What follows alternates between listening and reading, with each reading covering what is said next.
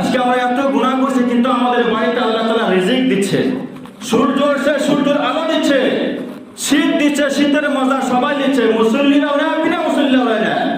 রোদ দিচ্ছে রোদের মজা মুসল্লিরাও নিচ্ছে বিনা মুসল্লিরাও নিচ্ছে। হযরত আলী রাদিয়াল্লাহু তাআলা আনহুর কাছে একজন প্রশ্ন করলো, হুজুর আল্লাহর রহমতের অধিকার কি কাফিররাও? আল্লাহর রহমত আল্লাহর দয়া কি কাফিররাও পায়? বদকার শিয়াকার গুনাহগাররাও কি পায়? আলী রাদিয়াল্লাহু তাআলা আনহু বললেন, দুটা বর্তন তুমি আমার কাছে নিয়ে আসো, একটা বর্তন যাতে পাক থাকে আর একটা বর্তন যাতে নাপাক থাকে। সেই ব্যক্তি দুটা বর্তন হযরত আলী রাদিয়াল্লাহু তাআলা আনহুর পাশে নিয়ে আসলেন। আনার পরে বললেন, হুজুর এই দুটা বর্তন নেন।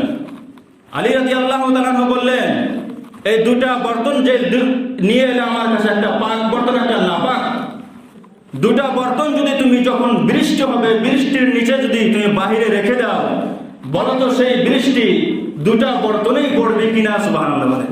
সেই ব্যক্তি বলে, হুজুর যখন বৃষ্টি হবে এই দুটা বর্তন যদি আমি বাহিরে রেখে দেই, বৃষ্টির পানি পাক বর্তনও পড়বে নাপাক বর্তনও পড়বে। সুবহানাল্লাহ। হযরত আলী রাদিয়াল্লাহু তাআলা আনহু বললেন, এটাই তো আমার উদাহরণ দেওয়ার, তোমার বোঝানোর জন্য এটাই তো উদাহরণ। আল্লাহর রহমত যখন দেয়, আল্লাহ যখন রহমত দেয়, সে রহমত থেকে মুসল্লিরাও না বিনা মুসল্লিও না, মুসলমানও না কাফিরও না। সুবহানাল্লাহ।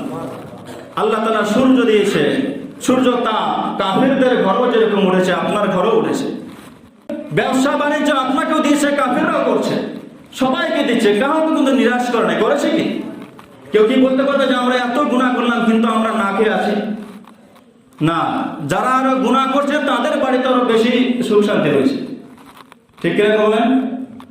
সুখ শান্তি মানে ফজর নামাজ পড়ি না, কত সুখে আমরা ঘুমিয়ে আছি, আর যারা নামাজ পড়ছে কষ্ট, ঠান্ডাতে উঠে আসছে। যারা গুনাহ করছে তারা আরো বেশি সওয়াব পাচ্ছে, বেশি আরামে আসে, আর যারা নেকির কাজ করছে তারা অল্প কষ্টতে আছে।